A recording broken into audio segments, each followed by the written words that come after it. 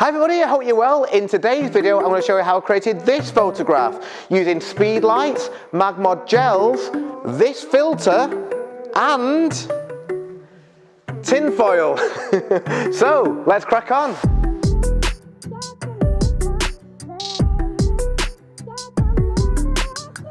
For today's video, I'm back at Neil Ridley's amazing studio in Lancashire in the UK. I've made a few videos here, including this video of Darcy and this video of my friend Demi, and I love it here. So a big thank you to Neil for the use of his studio again. And today I'm joined by the incredible Olga, who is a model who I've only met today, but she is absolutely amazing. I'm going to pop her Instagram down below. Make sure you go and give her a follow, because as I say, she's absolutely amazing to work with. So as always, I'm going to build this photograph up in stages. I'm going to start by just making a very simple portrait of Olga using the MagBox Pro 42.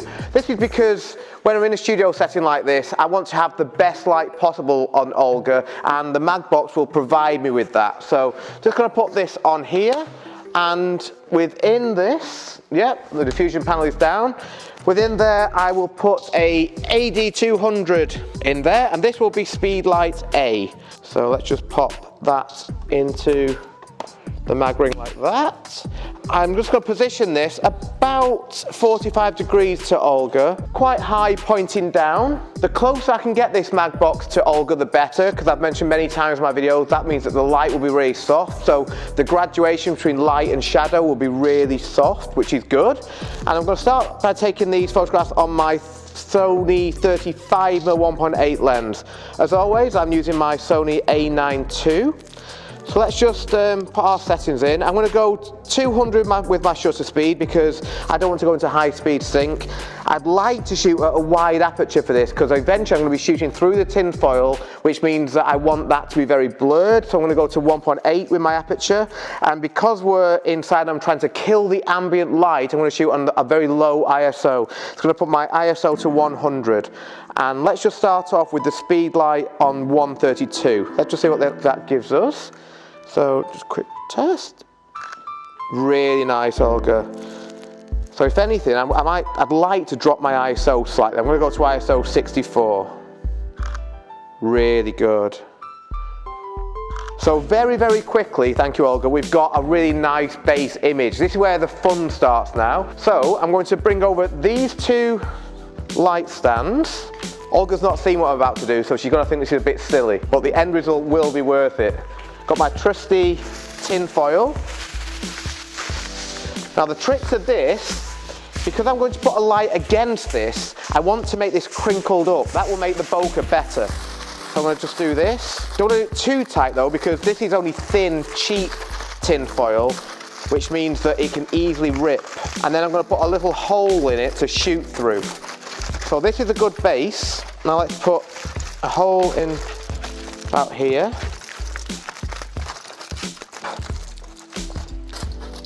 Let's just see what this gives us. If you're ever going to attempt to do something like this, just be prepared that you will look a bit silly.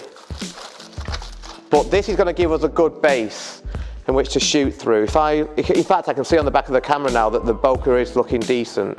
So even if I were to take a shot like this, we can see something already. But what I'm going to do now to make this foreground much more effective is add speed lights to the aluminium foil. Who calls it that? Well, I haven't touched an American. What I'm going to do now is add speed lights with gels to the tin foil to create colourful bokeh. So let's grab a speed light from over here. This will be speed light B. And I'm going to put a gel on here.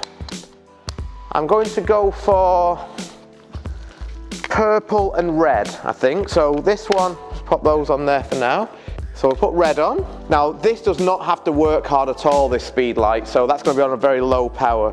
So I'm going to guess, we're going to put that on 128 power, I think. That may be too low, let's see. Just test that that's working. Yes, it is. Okay, beautiful, Olga. Cool. Okay, so that's given us something really effective already, but it is a little bit too strong. So what I'm going to do is, using inverse square law, going to move the speed light further back. So I'm already at the minimum power. The further back I move the speed light, the less power it will have. So let's just try that again. Gorgeous, that's really, really nice. And now I'm going to add a third speed light, which I could actually call B as well, because it's going to do the exact same job, so I will. So both of the lights on the tin foil will be speed light B, which means that they're both at the same power, and I just need to copy the distance away. Let's go to about here.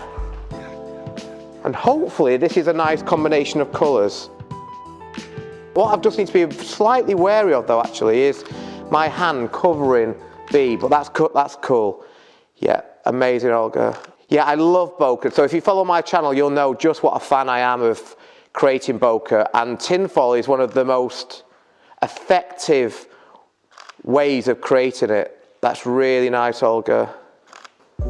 I'm never quite sure what bokeh I'm going to get, so you'll see that I'm moving my camera closer and further away from the tinfoil all the time, just to change the look of that bokeh. The closer the camera goes to the tinfoil, the more abstract and blurred the bokeh becomes. Should say, Olga is amazing to work with. She is making this so easy. Beautiful, Olga. Amazing. And what I'm now going to do, just to change up the look of this photograph, I'm now going to go from my 35 to my 85mm. I always like to do this. Once you've got all your settings dialed in, it takes a couple of seconds just to change your lens, which will change the overall look of the photograph. Yeah, really nice. That's really good. Got to make this a little bit bigger. Beautiful, Olga.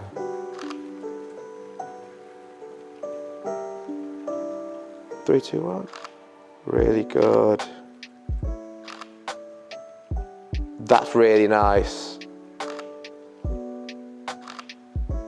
Really, really good. Just before we finish off, because I've got my 85mm on, I'm just going to put on a filter. Now, I'm not sure what this is going to look like. This is a filter which I used on a previous shoot with Olga earlier today, and it created this photograph, and I really like the look. I do not know what it's going to look like through the tin foil. Basically what it does is, the top and the bottom of this filter create a really soft, sort of ethereal look, whilst the middle remains sharp. So it's quite unique. I have to use it on my 85mm because I don't have a filter thread for the 35mm. So we'll see what this gives. Ooh, it's very different. I don't know if I'm such a fan, but we'll keep on going. I'm going even closer. Yeah, it's really, actually, I do like it. It's just very, very different.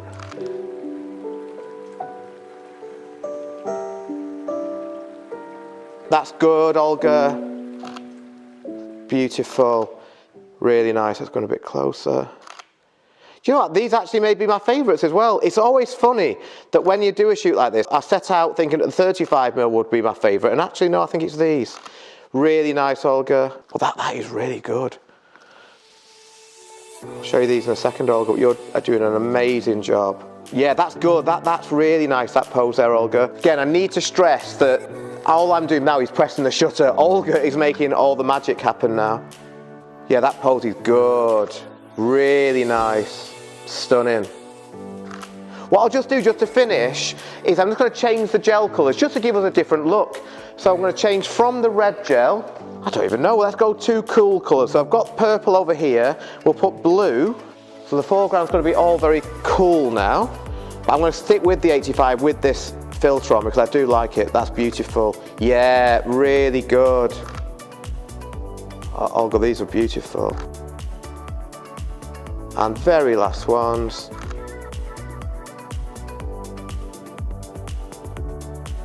I could do this all day, but I will stop now.